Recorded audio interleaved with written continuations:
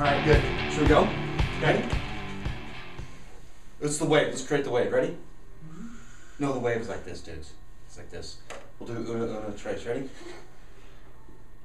All right, let's get going. Welcome to Shift Happens. Week number uno, tres. It's for you, Jeff May. All right, so today we've got basically we're going to wrap up some questions that have been shipped our way because we've been kind of, these guys have been on a little bit of a tirade, and so I figured I'd wrap things up because you guys are a little out of control. Sorry, Koca. That's cool, man. I'll let you do it. The first one was let's go back to the flu vaccine that we've been kind of hitting heavy, which is so effective. And obviously, if you want aluminum and mercury and bovine extract, aborted fetus, formaldehyde. What else is in there? Polysorbate 80. I do. If you want that in you, rock it out. Like that's really, really good. Did you see the post yesterday that remember last week we talked about you can't get the flu from the flu vaccine? Yes. And at church, one of our practice members, community members, family members, they were giving it at church during the service, which I thought was quite interesting, and considering what's in it. But the father got the flu, so and he after the flu shot, yes. But I thought you couldn't get it. Maybe the only one that was given at church. Oh, me. Okay. He was unlucky. So I guess with this is some of the questions we're getting. This is for you, Lois. One of my old high school classmates. We're like what 23 years old now. What can we do to stay healthy from not getting the flu? For example, like I mean, typically you see a healthy bird flying through the sky full of maggots. That's a pretty common thing. Yeah. Typically. So I guess I'll throw it at you guys. So I'm going to be a little chill today. So first off, the immune system is what's going to help your body battle, get rid of these viruses, bacteria, whatever we're talking about. In this case, the flu virus. How does your body deal with that stuff? Your body's immune system pumps itself up, gets rid of, raises your temperature, does a lot of things internally to get your body to get rid of this virus. So how can we support the immune system? Number one, make sure the thing that runs the immune system is working its best. What's that? What's that? What is that? I don't know. What is it? It's this thing up here. We don't have a picture of it back here. The brain runs your body. It runs the immune system. No, she's using mine. So how does it communicate? How does it communicate and do that? Well, it sends messages down through that spinal cord, out through the nerves, and controls and regulates how that immune system's We functioning. need a laser thing now. We do. So up, down, through. So we want to make sure all of that's working like it's supposed to. Get in here, get a checkup, make sure your nervous system is firing off on all cylinders. So it can figure out what viruses are in there, because we know there's more than 700 of them. And even if you got the flu shot, we know that you're probably not guaranteed to have the right virus that was put into you, even if they work, to be able to battle whatever's going on. Let's do it even if they work. So we'll talk about that maybe a little bit or another time. But anyways, so that's number one. Make sure that your body's systems are firing on all cylinders so that your body can be its best and be able to battle whatever it needs to do. What's next? So you're telling me is that if you keep the host healthy, you won't get sick. Yeah. No. Weird. So does that mean? Wait a minute. So if that means that It's pretty simple, isn't it? It's like survival of the fittest. I mean, come on. evolutionists will get that. Nah, it doesn't make sense because there's absolutely no money to be made by big pharma in that process. Oh, that's very true. So what are you thinking? Ooh. And you got to think of the shareholders and the people that fly the jets and have the $18 million homes. True. So let's not think. Let's think about you. All right. So second thing, I hope we answered your question there.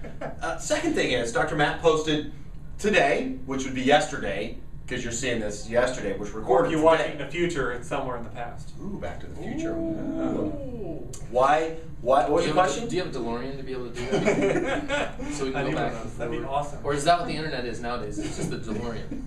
You can look Is that back. what it really is? You can look It back is. in It just time. sends us back and forth to the future and back. Creepy, isn't it? Interesting. All right. So with that, your question, what'd you post? The question Yesterday. was, why do? Yes, I did that yesterday. Yeah, good point. Why do women give birth on their backs? So and so some of the responses we had were good. Do you guys know the story on it? You gonna tell the story? Are you the one that told me No, I didn't. where women laying on their backs came from? Where that whole Share the story. the whole ritual of this started? No, let's share it. Okay. It's story time. This It's was gonna be a and I 10-minute don't, one. I don't know the dates. I don't know all this stuff. But one of the kings of England. This is for you New Mexico people that want dates and stuff like Yeah, that. exactly. You're not gonna get it, all right? I don't Do know the our dates. research. The dates will come. Yeah. I was told this from another party who actually read the research, so this is just Don't quote me on this. If you want the research, I'll find out who told me it. We call hearsay. Okay, but anyways, Joe. So there was a king of, I think it was England, but it was somewhere in Europe, back in like the 14, 15, 1600s, somewhere in there, wanted to watch his wife deliver their child. He wanted to sit in a chair in front of her and watch this delivery. So he wanted the doctor to figure out the best way he could have the best view of this going on. So the doctor was like, okay, well, if we put her on her back right there in front, he can sit here in his chair and watch this whole thing. That's where it came from. Seriously. Is that not? I was blown when I first heard this. That's interesting. I was like, "There's no way." So then the theory, because there's some people out there that talk about like flipping over a mom like a pancake. Yeah. I mean, because I don't know about like you. You can just pick up a mom who's got 30, 40, 50 extra pounds in them, and you're just flip her over like a pancake. Because I don't know about you, we don't flip anything over. No. I mean, and I know one of the concerns was, what was the other concern? About flipping over the mom and something about a slimy baby, like they come out of like some muck or. Well, I had slime last. I cleaned my koi fish pond. I had a lot of slimy leaves that come out of there, and so it slimed ya. Like a slime. Yeah, so it's just So like the reason this king wanted to watch jab. We were was that jabbing. We were jabbing. Kind of like the flu shot. yeah. Oh. Oh, you just gave him polysorbonate. What'd you give him? Yeah, one of those things. Anyway, so the reason why women give birth on the backs, one, because it's easy for the other person, the person that's either watching or delivering that baby. So it's easier for the doctors. Is that really the purpose of birth, is to make it easy for the doctors or make it easy for the king to watch? I think it's putting a lot more stress on the mom and baby, and you're going against gravity to actually do that. Absolutely. You know what's kind of interesting? I just interrupted you. You did. Let me finish. One thing most people don't understand is that when the woman is laying on their back, it reduces the ability of their pelvis to open up so that baby can have easier access through the birth canal by up to 30%. So if we're limiting up to 30% of the possibility of that thing opening up better so it's easier on mom and the baby, are we not limiting the birth process itself and Causing more maybe causing more issues? So let's go back to where I had a great idea, because that is true. But no, that's interesting. So when they do that, then look at the number of C-sections, because we can't deliver that child Because of what they call dystocia or small right. So we need to hurry up and we need to do a C-section, which is what's the money, what's the rate in C-section? in America I right ran now? for it. In some Money, places money, over 50%. Money. The Donald would be proud. You know what the rate is for C-section right A now? lot. 32 to 36%, depending on state. Interesting. And in some places, over 50%. One third of women are now having C-sections. And So- if you so look how do- hold no, on, you're hold not. on. No, Hold how on. do underdeveloped countries do it then? Exactly. That's what I want to know. Worldwide, they say Take it's a really about sharp 10% should be the average, should be what's Golly. normal, so to speak. For Look, so he has a hand on me like a C-section. puppet. Did you see that? I'm starting to control. It's like a puppet. So no, but with that, think about it. Think of the hierarchy here. As we know, the little RX symbol that they use is the bestowing of the blushing upon the potion to the Roman god Jupiter. You got that down good. Oh, rocked it, man, rocked it. But to take it, so back then it was the king who sat there and did it. So we still have that feeling of the ivory tower hierarchy that I am the man in the white coat, and I will. I mean, think about it. They still haven't let go of that. All right, so last couple things. We're going to skip the post I was talking about, but vaccines. We got some vaccine workshops coming up. But here's a question I had posed to me yesterday by one of our rock stars, Sarah Smile.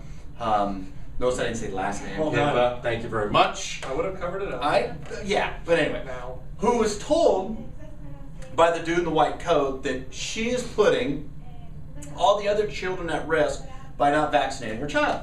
So then I posed her, I said, so are all the other all the other children vaccinated in the room? And she goes, well, yeah, he said so. Your turn on that. So what are they worried about? If they have so much faith in that, what's the issue? If that vaccine works as well as they say it to, which they claim it to be, oh, it's going to be 100%, you're never going to get this virus, well, then this unvaccinated child should be no threat, no endangerment to any other child. So But they could carry A virus, carrier, right? oh. They could What? be a carrier. Like a newspaper carrier? But couldn't any of the other kids be a carrier too? Not according, well, not the guys in the white coats don't feel that way.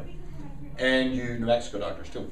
So but with that, then one more thing. It's interesting because Sean was telling me yesterday morning, that there was a pertussis. A family in Lincoln has got pertussis. and so now they all have to get revaccinated and so they're pushing the vaccine. But if their body's already got the pertussis, why in the world do they need the vaccine? Why do they get it if that's worse? If they already have it, why? So here's my gripe. The pro-vaccine people will just dog us who say, look before you do it. Mm-hmm. What if we acted the same way? What if we treated them the same way and forced that upon them? Just make a choice. Be Make a choice that's educated. Be here. educated about making the choice. Make Think about your own choices. Know what's right in your heart. So I think that's it. I think we covered it all. Pretty kind of a mellow one, weren't we? We got to liven this No, up we next covered week. it up good. Yeah, but we got It's good. to liven it up. We tied up loose ends. So next week, because we already know, we got a special guest. Yes, we You're do. gonna love it. So we might have to I might have to sit on something between you two guys. So who's our special guest next week? oh Yeah. yeah. So with that, Sweet. see Peace y'all out. next week.